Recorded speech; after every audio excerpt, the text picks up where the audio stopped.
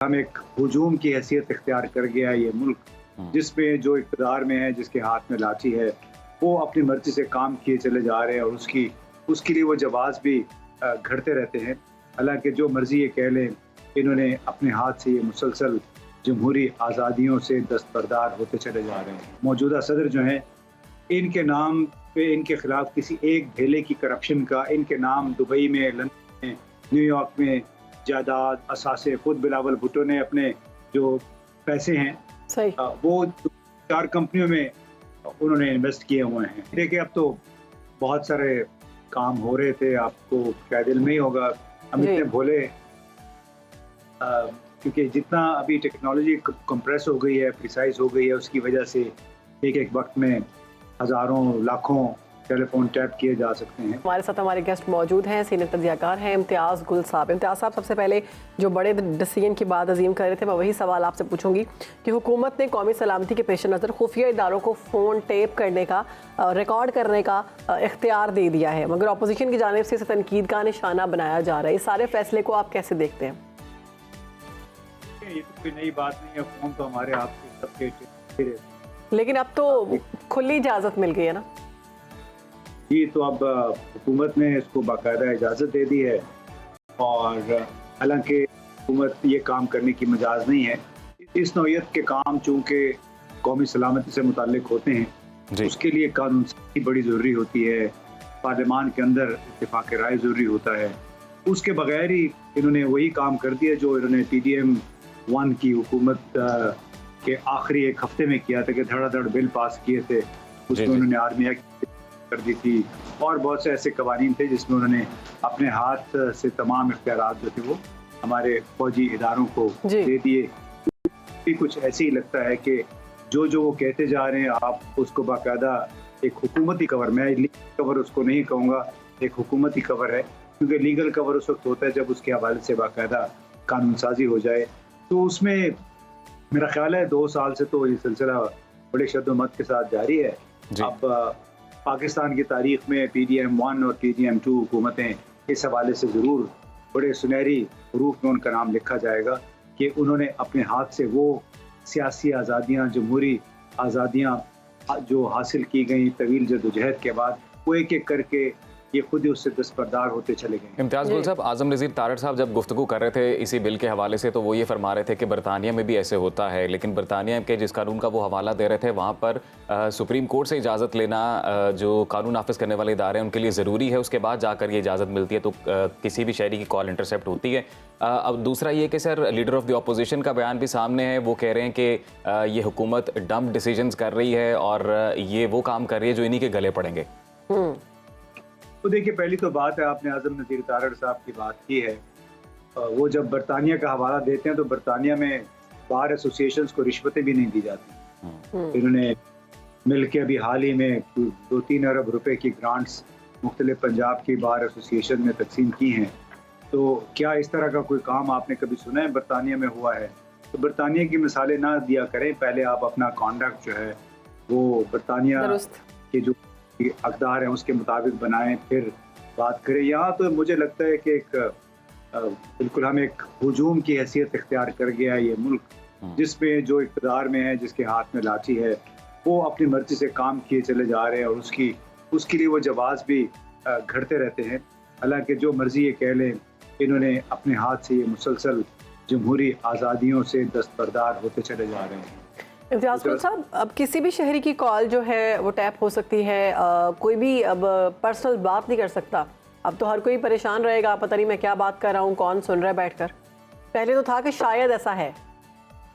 नहीं, देखिए अब तो बहुत सारे काम हो रहे थे, आपको शायद इल्म नहीं होगा, हम इतने भोले क्योंकि जितना अभी टेक्नोलॉजी कंप्रेस हो गई है, प्रिसाइज हो गई है, उसकी वजह से एक वक्त में हज़ारों लाखों टेलीफोन टैप किए जा सकते हैं। तो जहाँ पे भी ज़रा सा शक आता है वो हो जाता है। ये बाकायदा इजाज़त, ये एक ढकोसला सा है और उन्होंने अपने लिए एक और नेगेटिव पॉइंट जो है वो हासिल किया है ये काम करके। उसमें बहरहाल ये तशवीश की बात है कि अब बाकायदा हुकूमती कवर में इम्तियाज़ ये गुल काम साहब, वैसे होगा। इस नुक्ते का दिफा खुद साबिक वज़ीर-ए-आज़म और साबिक चेयरमैन पीटीआई की जानिब से भी किया जाता रहा, जब वो कहते थे कि ये कॉल्स इंटरसेप्ट करना तो बहुत अच्छी बात है, मेरी खुद कॉल बतौर वज़ीर-ए-आज़म इंटरसेप्ट होती हैं और होनी भी चाहिए।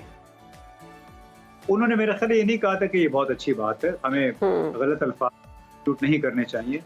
जो मुझे याद है उन्होंने ये कहा था कि ये काम दुनिया भर में होता है, इंटरनेट का काम बुनियादी है ही यही।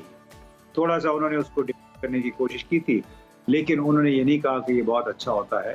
उसमें उन्होंने एक कॉन्टेक्स्ट में, एक बाकायदा कॉन्टेक्स्ट में बात की थी, और उसका मतलब ये था कि मैं जितनी मर्जी शिकायत कर लूँ तो यानी यहाँ पे तो इस मुल्क में तो ये हाल है कि वज़ीर आज़म की हैसियत कुछ नहीं है, वो बिल्कुल बाकी निज़ाम के एक ताबे के तौर पे काम करता है। उनसे जो जूनियर लोग हैं वो उनसे ज़्यादा ताकतवर हैसियत के मालिक हैं। तो लिहाजा इस मुल्क में तो अब ये बात बिल्कुल सामने होकर रह गई है कि इंटेलिजेंस एजेंसीज को या फौज को या आर्मी एक्ट के तहत कोई खुसूसी इख्तियारात दिए गए हैं। उनके पास इख्तियार था, अभी भी है, और इंशाअल्लाह अगर जनाब शहबाज शरीफ रहे तो इन इख्तियारात में मुसलसल इजाफा होता चला जाएगा। सही। अब बात कर लेते हैं इम्तियाज़ साहब, बदतरीन महंगाई की। तो हुकूमत और उसके इत्तेहादी जो हैं वो अपने इंतखाबी दावों और वादों से हमें फिरते हुए नजर आ रहे हैं। नून लीग के बाद हमने देखा कि बिलावल भुट्टो ने भी अपने ऐलानात पर यू टर्न ले लिया है। अब ये सियासी जमातें अपने इंतखाबी वादों से पीछे क्यों हट जाती हैं? उस वक्त तो बहुत बड़े बड़े वादे किए जाते हैं। आई थिंक ये हमारे जो लीडर हैं अब ये अवाम को बहुत बेवकूफ़ समझते हैं, चाहे वो बिलावल हैं, चाहे आसिफ जरदारी। लेकिन अब आप नहीं रहे बेवकूफ़। वो बेवकूफ़ नहीं है, लेकिन बेबस जरूर है। इसलिए कि अगर इन जो मैंने नाम लिए इन पे, इनकी बातों पे अगर यकीन कर लेता है तो फिर तो पाकिस्तान को इतने बुरे हालत में नहीं होना चाहिए। लेकिन ये तो वक्त के साथ साथ अपनी पोजीशंस बदलते हैं और अपने मफादात की खातिर जो बुनियादी जमहूरी उसूल हैं, आईनी उसूल तकाजे हैं, उसको भी बालाए ताक रख देते हैं। और चाहे वो इन सब ने ये काम किया है, अब बड़े अच्छे माशाल्लाह हुकूमत में हैं। 2 गवर्नर्स भी इनके हैं, सदर साहब भी बैठ गए हैं ऐवान सदर में। जरदारी साहब खुद ये वज़ीर ख़ारजा थे बिलावल साहब, तो उन्होंने 80-90 मुल्कों पे दौरे कर लिए, जैसे कि बस दुनिया में कोई बहरान है और इनके जाए बगैर वो बहरान हल नहीं हो सकता। तो मैं बस इसी बात कर रहा हूँ कि हमारी जो हुक्मरान तबका है, बहुत कम लोग हैं, चंद हज़ार होंगे जो असल हमारे सियासी हुक्मरान हैं, उनके साथ फिर दूसरे गैर सियासी लोग भी शामिल हो जाते हैं। तो इन अपनी मर्जी के मुताबिक मसलहत के तहत ही अपनी पोजीशंस बदलते रहते हैं। इनको ये एहसास नहीं है कि अवाम की अक्सरियत अब ये वादों पे, बहानों पे नहीं चलती है। मैं अब हाल ही में चीन गया था तो मैं हैरान होता हूँ कि यहाँ पे आज भी हम जुल्फ़िकार अली भुट्टो और बेनज़ीर भुट्टो साहिबा की जो बहस से नहीं निकल रहे, ये अभी भी उन्हीं की बात, उनकी शहादत की बात करते हैं, फांसी की बात करते हैं। चीन में मैं कितनी मरतबा जा चुका हूँ, 2008 से आता जाता हूँ, आज तक मैंने गुफ्तगू में कभी देंग जियाओपिंग का या चेयरमैन माओ ज़ेडुंग का जिक्र नहीं सुना। उनके अक़वाल ज़रूर करते हैं, उनके जो कुछ उन्होंने कहा, जो रहनुमाई थी, वो ज़रूर आपको नज़र आती है इन लोगों के काम में, उनकी तहरीरों में। लेकिन कोई भी चेयरमैन माओ या देंग जियाओपिंग का नाम लेके उससे कुछ सियासी फ़ायदा उठाने की कोशिश नहीं करता, बल्कि आज और आने वाले कल के लिए वो काम। लेकिन इम्तियाज़ गुल साहब, क्या ये इस वजह से भी हो सकता है कि दोनों ममालिक के पॉलिटिकल सिस्टम्स ही अलग अलग हैं? वहाँ पर 1 पार्टी सिस्टम है। जी बिल्कुल, सिस्टम बिल्कुल अलग है, आपने सही कहा, अच्छी बात है। लेकिन वो बेईमान नहीं।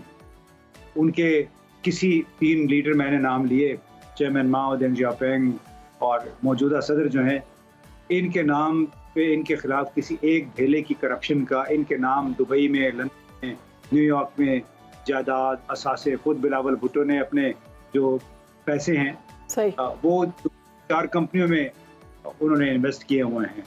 तो मैं आपको लेकिन इम्तियाज़ गुल साहब, फिर उन्हें ये इजाज़त भी तो मिल जाती है जब यही सियासी लीडरान कहते हैं कि हमारे तमाम एसेट्स, हमारे तमाम फॉरेन इन्वेस्टमेंट्स या ऐसे जो फॉरेन एसेट्स हैं जो थ्रू लीगल मीन्स बनाए गए हैं, वो इलेक्शन कमीशन में डिक्लेयर्ड हैं। आपको भी मालूम है, मालूम होना चाहिए कि जो इलेक्शन कमीशन में जो डिक्लेयर करते हैं उनकी हैसियत क्या है, कितना डिक्लेयर करते हैं। दुनिया भर में उन्होंने जो असासे बनाए हुए हैं उसके बारे में तो मैं नहीं समझता कि इलेक्शन कमीशन के पास कोई मालूमात है। अगर मालूमात आ भी जाती हैं तो उसका हशर क्या होता है। यानी किसी मुल्क का वजीर पैदावार वो था, वजीर तवानाई ख्वाजा आसिफ साहब, वो 16,000 रियाल तनख्वाह लेते थे दुबई की कंपनी से, जबकि वो यहाँ पे वजीर थे। जी जी बिल्कुल। इस तरह के काम आपको चीन जैसे मुल्क में नहीं मिलेंगे। वैसे इम्तियाज गुल साहब, अब इलेक्शन कमीशन तो एक आज़ाद इदारा है और एक मजबूत इदारा है, और रिसेंटली मजीद पावर भी हुआ। अभी जब एक बिल पर दस्तखत भी हो गए हैं सदर पाकिस्तान के भी कि इलेक्शन ट्रिब्यूनल्स की भी जो इजाज़त है उन्हें नहीं लेनी पड़ेगी, बल्कि इलेक्शन कमीशन खुद बना सकता है। वो तो मेरे ख्याल शुरू में हमने ये बात कर दी कि निज़ाम ऐसा हो गया है कि जिसमें आप दाएं बाएं देख लें, सीधा देख लें, आपको एक तबका नज़र आता है जो अपनी सहूलत के हिसाब से इम्तियाज साहब, वज़ीर आज़म साहब कह रहे हैं कि सख्त फैसले करने पड़ेंगे मजीद, नहीं तो हमें दोबारा IMF के पास जाना पड़ेगा। लेकिन ये सख्त फैसले वो हुक्मरानों के लिए, अशराफिया के लिए नहीं करते, अवाम के लिए करते हैं। ये सख्त फैसले सिर्फ अवाम के लिए हैं, अपने लिए नहीं है। देखें, अभी मेरे ख्याल आप ही बात कर रही थी कि जो 45 लाख कंज्यूमर्स को सोलर प्लांट देने का ऐलान किया पंजाब हुकूमत ने। जी मुल्क इस वक्त जिस हालत को इसी नौयत की पॉलिसियों की वजह से, इसलिए कि ये बिला सोचे समझे हमारे हुक्मरान इस किस्म के ऐलानात कर देते हैं, स्कीमें शुरू कर देते हैं। पहले ही जो प्राइवेट बिजली घर हैं उनके जो गर्दिशी कर्जा है वो पाकिस्तान के गले का, मईशत के गले का तौक बन गया है। अब ये जब अगर आप सोलर प्लांट्स या सोलर पावर देंगे इन लोगों को, तो इसका मतलब है कि आप ग्रिड से मजीद लोगों को हटा देंगे, और इसका मतलब ये होगा कि जो वो कंपनियां जो कि इस वक्त थोड़ी बहुत बिजली पैदा करके दे रही हैं वो भी बिल्कुल फारिग होकर बैठ जाएंगी। और इसका ये मतलब है कि जो कैपेसिटी पेमेंट का लाजमी जो चार्जेस होते हैं हुकूमत पाकिस्तान को इन कंपनियों को देने होते, उसमें मजीद इजाफा हो जाएगा। तो इन लोगों की समझ पता नहीं है नहीं, लेकिन ये सोचते तवील मायाद नहीं है। अपने ये सोच रहे हैं कि किस तरह अगले अगर इलेक्शन हो गए तो उसमें देंगे, तो अब मालूम नहीं इनको कब अकल आएगी। मैं तो ये कह सकता हूँ कि एक तरफ बिजली का शदीद बहरान है अदायगियों का, दूसरी तरफ ये उसी बहरान में मजीद शिद्दत पैदा करेंगे अगर आप सोलर पावर लोगों को देना शुरू कर दें, मुफ्त कर्जे देना शुरू कर दें। पूरा मुल्क वैसे ही कर्जे पे चल रहा है। हमारी आमदनी 9,000 अरब है और इस दफ़ा का बजट जो है वो 18,000 अरब। बिल्कुल सही कह रहे हैं आप इम्तियाज़ गुल साहब। अभी हुकूमत का मुस्तकबिल आपको क्या नज़र आता है? अभी मफरूज़ों पे बात कर लेते हैं, क्योंकि बड़ा अहम केस जिसका फैसला महफूज हुआ है सुन्नी इत्तेहाद काउंसिल की मखसूस नशिस्तों से मुतल्लिक। आपको क्या लगता है कि किस तरह का फैसला आ सकता है और उसके क्या सियासी असरात हो सकते हैं? देखिए, ज़्यादा मैं इसमें बात नहीं जाऊँगा, लेकिन इस मुल्क का मुस्तकबिल रावलपिंडी के हाथ में है। रावलपिंडी के लोगों ने वहाँ के जो करता धरता है, अगर ये एहसास कर लिया कि ये आप जरदारी साहब जो कहते हैं रावलपिंडी के बाबुओं, या आप बाबुओं की तरफ इशारा कर रहे हैं? रावलपिंडी का मेरा ख्याल है इस्तिआरा सबको पता है। GHQ की मैं बात कर रहा हूँ कि वहाँ पे जो लोग बैठे हैं वो अगर उनको एहसास हो गया कि पाकिस्तान वाकई बहरान में है, तो फिर हालात बदल सकते हैं। ये इद्दत का केस और ये तोशाखाना का केस और ये सुन्नी इत्तेहाद काउंसिल, इलेक्शन कमीशन, इन बेचारों की हैसियत क्या है? तो असल में सूरत हाल में तब्दीली वहाँ पे ज़रूरी है, जिसके बाद फिर पाकिस्तान की कोई सिमत मुतय्यन हो सकती है। बड़े मुश्किल हालात और इस अमर का एहसास करना चाहिए। बतौर पाकिस्तानी मुझे बड़ी फ्रस्ट्रेशन होती है जब मैं मुल्क से बाहर जाके लोगों से बातचीत करता हूँ। उनकी चीन में मुझे तो ये भी सुनने को मिला कि क्या पाकिस्तान म्यांमार बनने जा रहा है, तो वो बड़ा ही मुझे दुख हुआ ये बात सुन के। चीनी जो स्कॉलर्स हैं उनकी ज़बान से। सर, हमारा IMF बेल आउट पैकेज मंजूर हो चुका है सर। हम लोग अभी जो है फिलहाल इकोनॉमी क्रैश होने से बच गई है, तो इतनी परेशानी वाली बात नहीं है। हर दफ़ा यही होता है। जी, कहा तो यही जा रहे जी। इम्तियाज़ गुल साहब, बहुत शुक्रिया सर आपके वक्त का। सुनो पाकिस्तान को आपने वक्त दिया और जितनी भी सियासी मंजरनामे में जो तब्दीलियाँ रोनुमा हो रही हैं उस हवाले से अपना तज्जिया पेश किया।